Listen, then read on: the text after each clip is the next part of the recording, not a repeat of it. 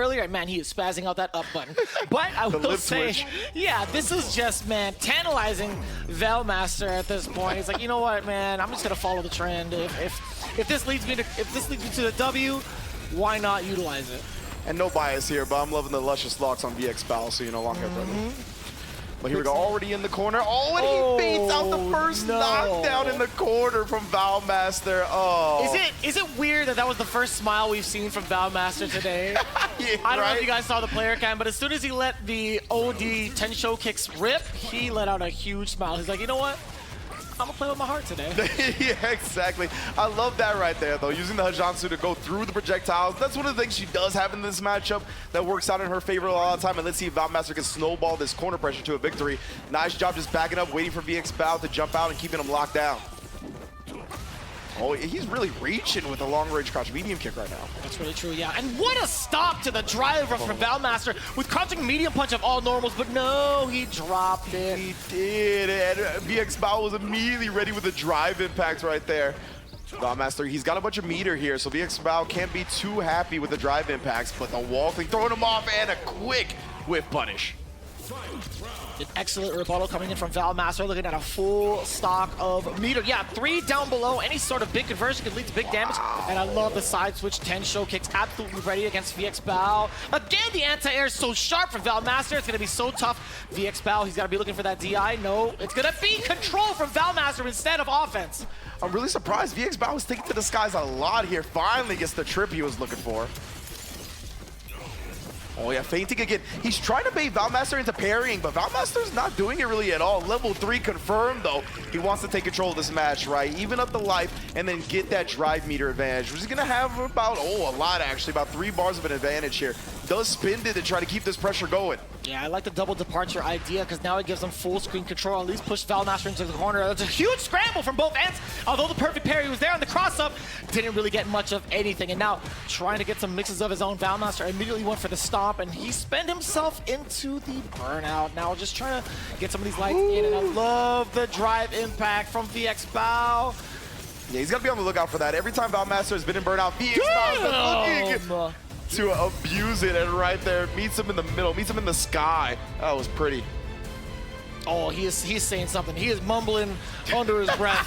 He's like, these JP players, man. Learn how to play a fighting game. Who do they think they really are? Setting up shop with the OD. Let me get that, bro.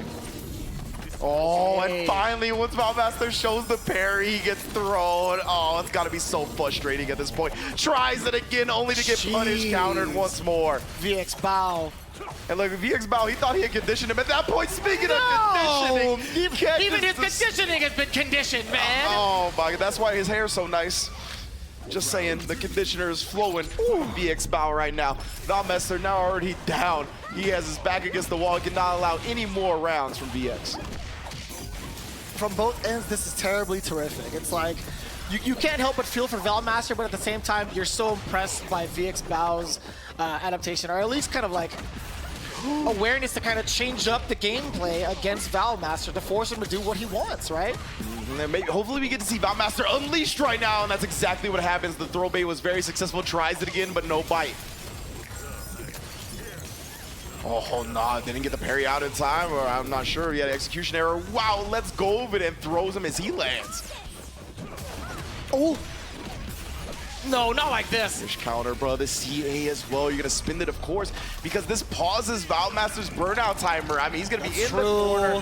He's not going to be recovering burnout. He's got CA, so you can't be brainless with the pressure, but it's still scary. You can set up double departure still. And you get to spike him up. Look at all the chip damage. Oh, VALMASTER, he's hanging on by a thread. VXBAO, he's trying to seal it here. More chip damage. Cannot wait. He did it. He got the confirm off. That was so sick. VALMASTER staying alive here. Dear God, the calculation. Oh, man. And that wasn't even the end of the game. No songs here, no woes, no hoes. I gotta say, that's gotta be like, no, you gotta hold on to that. No songs here. That was ridiculous right there. VXBAO, he just needed to stay firmly on the ground. He jumped and cost himself around here. VALMASTER, you need to ride this momentum, brother. Jeez, what a conversion too. But VXBAO still riding the momentum. He is not phased whatsoever. He's like, you know what, that was cute. You spent 2 bars for that just to tie up the round. Let me show you what's good with the rest of it. Precisely, man. VALMASTER, though, he's building back up. The momentum is in his favor. He's got JP in the corner. He's building plenty of bars. Well, the fireball, keep it locked down. Baits out the amnesia. Let's see the punish here. You got to make it count, my man. Safe jump setup. Oh my goodness. The overhead doesn't pop off it. Recovers the time to not get punished by the neutral jump. Oh, nah, but you're in burnout level 2. You can't do anything about it. He's got level 3 on deck. He doesn't choose to wake up with it. VXBAO closes out the usage of the down forward heavy punch, right? Long distance normal for JP. Very minus, but when it's spaced out like that, it's so difficult to punish. Here we go, game 1. Already rushing in, drive rush into the overhead. DCQ is already trying to apply that pressure, double departure. Actually, let's get a third. The trip was canceled, so he had to rebook his ticket. But now, the old Logan-sama, huh? Listen, man, I didn't call it, but he'll be here tomorrow, everybody. Don't worry. That's just how I call the departures, man. I call it the round trip if it's OD. If he puts up another one, it was a rebooked flight, right? Perfect. I love it. Setting up shop. Yeah, you can see Oil King trying to prioritize getting out of the way of those slits. Oh, it gets crossed up in the process. That's so unfortunate. Ooh. I love that. The drive rush is on you, right? We're trying to get through the projectiles from long distance. The trade, though, that's so unfortunate. He burned himself out and he comboed off of it. Jeez. Oh, man. They even had the Arabic casters kind of thinking to themselves, man, how did he get that trajectory to actually get the alley-oop to himself? You know, that was pretty impressive. Yo, shout out to those guys, man. They've been grinding it all day, so yeah, I love them, man. Shout outs to our brethren on the Arabic side for the commentary. Yeah, and again, now DCQ stabilizing the game, right? And this is, I think, a big reason why you don't want to use Rashid so early is because JP is so good at stabilizing. And right now you can see, right? You get in, you try to jump in, the crouch fierce is there. Oil King is having a tough go at things. Drive rush as soon as he blocks the fireball. Very interesting from DCQ. I don't like that. Yeah, just not ready for it, though. Oil King needs to make something happen. He's losing the drive gauge war thus far. DCQ is looking to back it up. Or so I thought. Yeah, DCQ is still going to be spending all of this meter. That was the most regal walk I've ever seen. This guy is robotic. For real. Oh, man. So look at royalty out here. I like it. DCQ now put his back to the corner. Oil King, you got to make something happen here, bro. Catches him low, but he went into a heavier version of the leg, so no combo. Oh, this whole mix is so difficult to keep track of. This is what took down so many people down at EVO. Oil King is just so hard to keep in place. You're not going to spend that level 3. You're not about it. He's not. The amnesia on the safe jump. Yeah, blocks it out, and the drive impact from DCQ. He's the one that sneaks it in now. He will most definitely spin that level 3 because we're going to game 2 with a little fist pump as well.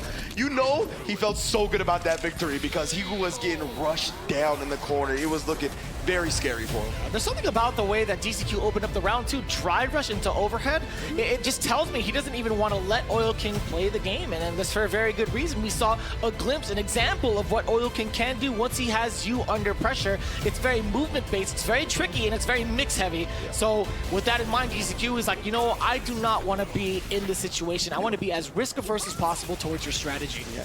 And we already see Oil King represent like the drive rush Zanshu, right? So DCQ is not going to rest on his laurels and put the bullet hell up. Like, he wants to play at the mid-range, like we see right here, right? He's forcing his way in, but he already put the double slits up. It's going to be tough. And it's so deliberate when it comes to his pressure after the crouching jab. He's staggering it just after the block stun from the departures, right? So the anti-air off of the feints, it's so good. DCQ is forcing Oil King to act in ways that he's not familiar, or at least where he's uncomfortable, right? He's just trying to jump over some of the projectiles that's been thrown out, but and like, it feels so bad, right? Like, Oil King's at this distance, but he's barely got any drive meter. He's not gonna have any after the punish counter throw.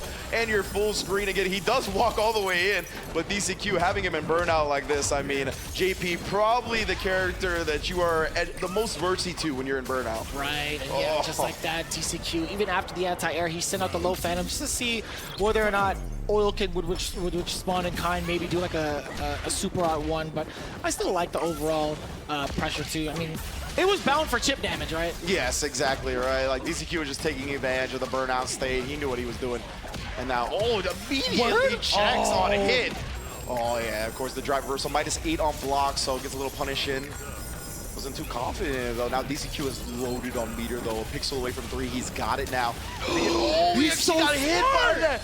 Yo, DCQ. The conversion! And that's where JP is at his strongest, in my opinion, when he's got the slit up and he just walks at you. Like, what are you gonna do about it? The spike's gonna come out, it's gonna hit you, and you're gonna be smoked. Oh, just walk up, throw oil chip damage is gonna happen no matter what. DCQ. We tried to call it otherwise, but it was indeed easy cake for DCQ 2-0 against Oil King. And what pressure overall. As soon as that happens with Burnout, it's like, you know what? I'm fearing for my life. I see him drive rush towards me. I got to jump out of here. It's so hard, man. There's so many checkmate scenarios for JP. And you see the camaraderie between these two, as Rob TV highlighted. These guys were teammates in SFL, champion teammates in SFL. And because of that, you see the love, the camaraderie shown between the two.